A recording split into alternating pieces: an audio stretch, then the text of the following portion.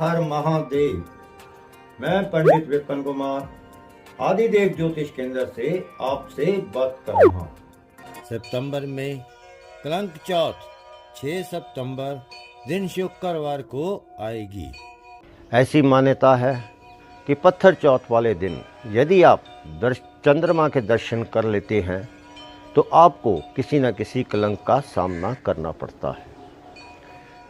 उसके दोष से बचने के लिए आपको मैं भगवान श्री कृष्ण की कथा सुनाता हूँ, जिसको सुनने से आप उसके दोष से मुक्ति पा जाएंगे। अब मैं आपको भगवान श्री कृष्ण की कथा सुनाता हूँ। सत्राजीत भगवान सूर्य का बहुत बड़ा भक्त था। वे उसकी भक्ति से प्रसन्न होकर उसके बहुत बड़े मित्र बन गए थे। सूर्य भगवान ने ही प्रसन्न होकर बड़े प्रेम से उसे संयमंतक मणि दी थी।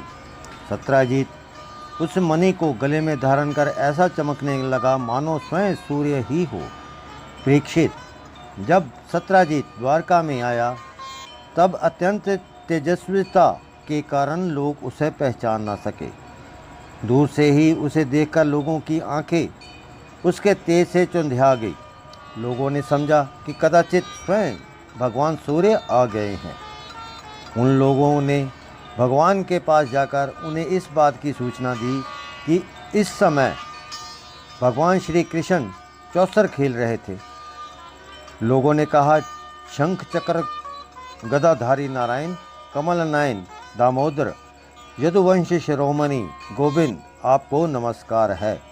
जगदीश्वर, देखिए आपकी चमकीली किरणों से लोगों के नेत्रों को चुंधियाते हुए प्रचंड रश्मियां भगवान सूर्य आपका दर्शन करने आ रहे हैं। प्रभु, सभी श्रेष्ठ देवता त्रिलोक में ही आपकी प्राप्ति का मार्ग ढूंढते रहते हैं, किंतु उसे पाते नहीं। आज आपको यदुवंश में छिपा हुआ जानकर स्वयं सूर्य नारायण आपका दर्शन करने आ रहे हैं। अनजान पुरुषों की ये बात सुनकर कमल नयन भगवान श्री कृष्ण हंसने लगे। उन्होंने कहा, अरे ये सूर्यदेव नहीं है, ये तो सत्राजीत है, जो मणि के कारण इतना चमक रहा है। इसके बाद सत्राजीत अपने समृद्ध घर में चला गया। घर पर उसके शुभ गमन के उपलक्ष्य में मंगल उत्सव मनाया जा रहा था। उसने ब्राह्मणों के द्वारा संयमंतक मणि को एक देव मंदिर में स्थापित किया। वह मणि प्रतिदिन 8 बार सोना दिया करती थी और यहाँ वह पूजित होकर रहती थी। वहाँ दुर्भिक्षा, महामारी, गृह पीड़ा, सर्प भय, मानसिक और शारीरिक व्यथा तथा मायावियों का उपद्रव आदि कोई भी अशुभ नहीं होता था। एक बार भगवान श्री कृष्ण ने प्रसन्न वंश कहा, सत्राजीत, तुम अपनी मणि राजा उग्रसेन को दे दो। परंतु वह इतने लोभी था कि भगवान की आज्ञा का उल्लंघन होगा, इसका भी विचार न करके उसने अस्वीकार कर दिया। एक दिन सत्राजीत के भाई प्रसन्नेन ने उस परम प्रकाशमयी मणि को अपने गले में धारण किया और वह घोड़े पर सवार होकर शिकार खेलने वन में चला गया।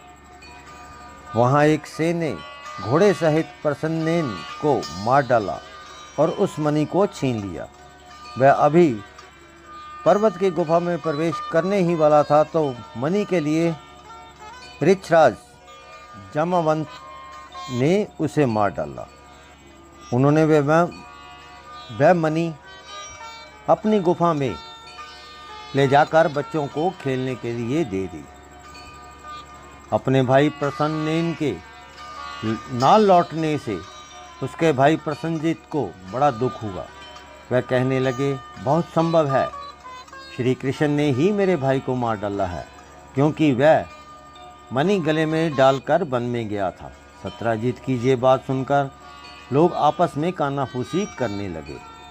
जब भगवान श्री कृष्ण ने सुना कि कलंक का टीका मेरे ही सर लगाया गया है, तब वे उसे दो बहाने के उद्देश्य से नगर के कुछ सभ्य पुरुषों को साथ लेकर प्रसन्नजीत को ढूंढने के लिए वन में गए। वहाँ खोजते खोजते लोगों ने देखा कि घोर जंगल में सिंह ने प्रसन्नेन और उसके घोड़े को मार डाला है। जब वे लोग सिंह के पैरों का निशान देखते हुए आगे बढ़े, तब उन लोगों का ये देखा कि पर्वत पर एक ऋछ ने सिंह को मार डाला है। भगवान श्री कृष्ण सब लोगों को बाहर ही बिठा दिया और अकेले ही घोर अंधकार से भरी हुई ऋछ राज की भयंकर गुफा में प्रवेश किया। भगवान ने वहां जाकर देखा कि श्रेष्ठ मणि संयमंतक को बच्चों का खिलौना बना दिया गया है। वे उसे हर लेने की इच्छा से बच्चे के पास जा खड़े हुए। उस गुफा में एक अपरिचित व्यक्ति को देखकर बच्चे की दया भयभीत की भांति चिल्ला उठी। उसकी चिल्लाहट सुनकर परम बली ऋक्षराज जामावंत क्रोधित होकर वहां दौड़ आए। जामावत उस समय कुपित हो रहे थे। उन्हें भगवान की महिमा, उनके प्रभाव का पता ना चला। उन्होंने उन्हें एक साधारण मनुष्य समझ लिया और वे अपने स्वामी भगवान श्री कृष्ण से युद्ध करने लगे। जिस प्रकार मांस के लिए दो बाज आपस में लड़ते हैं, वैसे ही विजयाभिलाषी भगवान श्री कृष्ण और जामावंत आपस में घमासान युद्ध करने लगे। पहले तो उन्होंने अस्त्र शस्त्रों का प्रहार किया, फिर शिलाओं का, तत्पश्चात वे वृक्ष उखाड़कर एक दूसरे पर फेंकने लगे। अंत में उन्हें बाहु युद्ध होने लगा। ब्रज पर हार के समान कठोर घूसों से आपस में 28 दिन तक बिना विश्राम किए दिन रात लड़ते रहे। अंत में भगवान श्री कृष्ण के घूसों की चोट से जामावंत के शरीर की एक एक गांठ टूट फूट गई। उत्साह जाता रहा, शरीर पर सीने से लथपथ हो गया। तब उन्हें अत्यंत विस्मित चकित होकर भगवान श्री कृष्ण से कहा, प्रभु, मैं जान गया आप ही समस्त प्राणियों के स्वामी, रक्षक, पुराण पुरुष भगवान विष्णु हैं। आप ही सबके प्राण, इंद्रिय बल, मनोबल और शरीर बल हैं। आप ही विश्व के रचयिता ब्रह्मा आदि को भी बनाने वाले हैं। बनाए हुए पदार्थों में भी सतरूप से आप ही विराजमान हैं। काल के जितने भी अपव्यय हैं, उनके नियामक परम काल आप ही हैं और शरीर भेद के भिन्न भिन्न प्रतिमान अंतरात्माओं के परम आत्मा भी आप ही हैं। प्रभु, मुझे स्मरण है, आपने अपने नेत्रों में तनिक सा क्रोध भाव लेकर तिरछी दृष्टि से समुद्र की ओर देखा था। उस समय समुद्र के अंदर रहने वाले बड़े बड़े नाक और मगरमच्छ शुद्ध हो गए थे और समुद्र ने आपको मार्ग दे दिया था। तब आपने उस पर सेतु बनाकर सुंदर जस की स्थापना की तथा लंका का विध्वंस किया।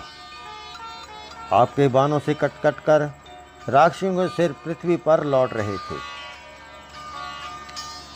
जब ऋक्षराज जामावंत ने भगवान को पहचान लिया, तब कमल नयन श्री कृष्ण ने अपने परम कल्याणकारी शीतल कर कमलों को उसके शरीर पर फेर दिया और अहूत की कृपा से भरकर प्रेम गंभीर वाणी से अपने भक्त जामावंत से कहा, ऋक्षराज, हम मणि के लिए ही तुम्हारी इस गुफा में आए हैं।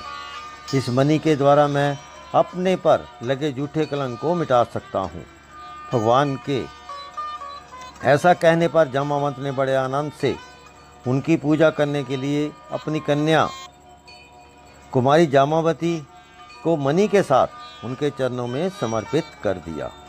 भगवान श्री कृष्ण जिन लोगों को गुफा के बाहर छोड़कर गए थे, उन्होंने 12 दिन तक उनकी प्रतीक्षा की, परंतु जब उन्होंने देखा कि अब तक वे गुफा से नहीं निकले हैं, तब वे अत्यंत दुखी होकर द्वारका को लौट गए। वहाँ जब माता देवकी, रुक्मणी, वसुदेव तथा अन्य संबंधियों और कुटुंबियों को ये मालूम हुआ कि श्री कृष्ण गुफा से नहीं निकले, तब उन्हें बड़ा शोक हुआ। सभी द्वारकावासी अत्यंत दुखित होकर सत्यजीत को भला बुरा कहने लगे और भगवान श्री कृष्ण की प्राप्ति के लिए महामाया दुर्गा देवी की शरण में गए। उनकी उपासना करने लगे। उनकी उपासना से दुर्गा देवी प्रसन्न हुई और उन्हें आशीर्वाद दिया। उसी समय उन के बीच मणि और अपनी नववधु जामावती के साथ सफल मनोरथ होकर श्री कृष्ण सबको प्रसन्न करते हुए प्रकट हो गए। सभी द्वारकावासी भगवान श्री कृष्ण को पत्नी के साथ और गले में मणि धारण किए हुए देखकर परमानंद में मगन हो गए, मानो कोई मरकर लौट आया हो। तदंतर भगवान ने सत्यजीत को राजसभा में महाराजा उग्रसेन के पास बुलाया। जिस प्रकार मणि प्राप्त हुई ये सब कथा सुनाकर उन्होंने मणि सत्यजीत को सौंप दी। सत्यजीत अत्यंत लज्जित हो गया। मणि तो उसने ले ली, परंतु उसका मुंह नीचे की ओर लटक गया। अपने अपराध पर उसे बड़ा पश्चाताप हो रहा था। किसी प्रकार वह अपने घर पहुंचा। उसके मन की आंखों के सामने निरंतर अपना अपराध नाचता रहता था। बलवान के साथ विरोध करने के कारण वह भयभीत भी हो गया था। अब वह यही सोच रहा था, मैं अपने अपराध का मर्जन कैसे करूं? मुझ पर भगवान श्री कृष्ण कैसे प्रसन्न हो? मैं ऐसा कौन सा काम करूं जिससे मेरा कल्याण हो और लोग मुझे कोसे नहीं? सचमुच में अदूरदर्शिता क्षुद्र है। धन के लोभ से मैं बड़ी मूर्खता का काम कर बैठा। अब मैं रमणियों में रतन के समान अपनी कन्या सत्यभामा और स्यमंतक मणि दोनों ही श्री कृष्ण को दे दूं। ये उपाय बहुत अच्छा है। इसके लिए मेरे अपराध का मार्जन हो सकता है और कोई उपाय नहीं है। सत्यजीत ने अपने विवेक बुद्धि से ऐसा निश्चय करके स्वयं ही इसके लिए उद्योग किया और अपनी कन्या तथा स्यमंतक मणि दोनों ही लेकर श्री कृष्ण को अर्पण कर दी।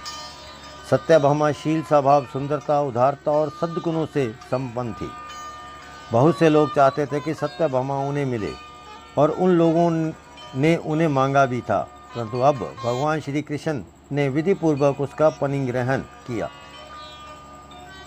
भगवान श्री कृष्ण ने सत्यजीत से कहा, यह स्यमंतक मणि ना लेंगे। आप सूर्य भगवान के भक्त हैं, इसलिए वह आपके ही पास रहे। हम तो केवल उसके फल के अर्थात उससे निकलने हुए सोने के अधिकारी हैं। अब वही हमें दे दिया करे। आशा करता हूँ आपको मेरा वीडियो पसंद आया होगा। यदि आपको मेरा वीडियो पसंद आया, लाइक और शेयर करें, मेरे चैनल को सब्सक्राइब करें। हर हर